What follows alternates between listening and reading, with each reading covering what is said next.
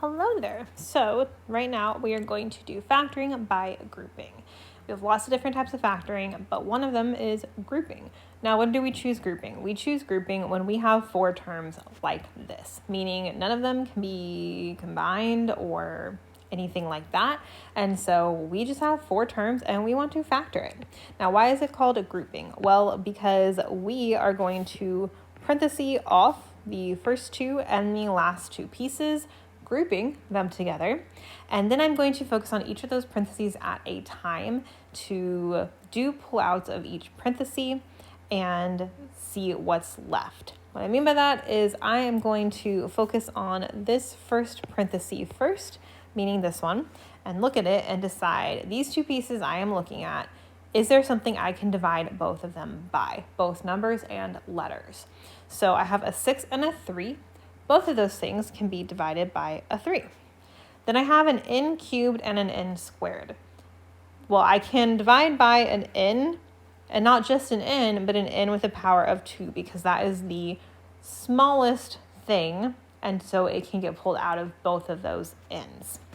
So then I'm going to draw my parenthesis and decide, once I have divided both of these things by what I just pulled out, what is left over to go inside that parenthesis. So if I do my 6n cubed divided by 3n squared, remember, numbers by numbers and letters by letters. So 6 divided by 3 gives me 2. N cubed divided by n squared gives me just an n. Then on to my next piece, I have 3n squared divided by 3n squared. Well, those are the same, right? But let's still think through the pieces, number by number. If I do 3 divided by 3, it's a 1, right? It doesn't magically disappear. So there is still a 1 there. Now, when I do n squared divided by n squared, that's technically also a 1. We tend to kind of cross that out. But the main thing is we need to be sure we're not going, okay, you're gone, and then forget to put that plus 1 there. We do need to be sure something is still representing what just happened. So that is our first parenthesis done. We have done the pullouts. We have divided out whatever we pulled out and decided what was left in the parenthesis. We're now going to come and do that exact same thing for our second parenthesis. So looking at this one here, the first thing is I need to be sure whatever sign is right here has to get brought down. Now, if it's a plus, that's not very interesting. But if it is a minus, regardless of if it feels like they have a minus in common or not, I still need to force that to get pulled out. So don't forget that. Always has to come down, first thing.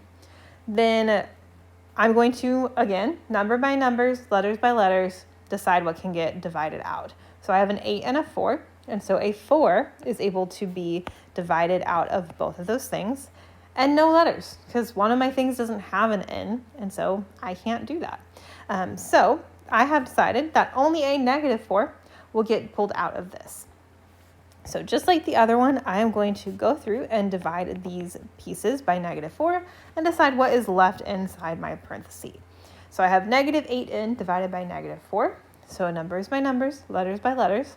-8 divided by -4 will give me a +2 and leave that in alone. And then -4 divided by -4 will give me a +1.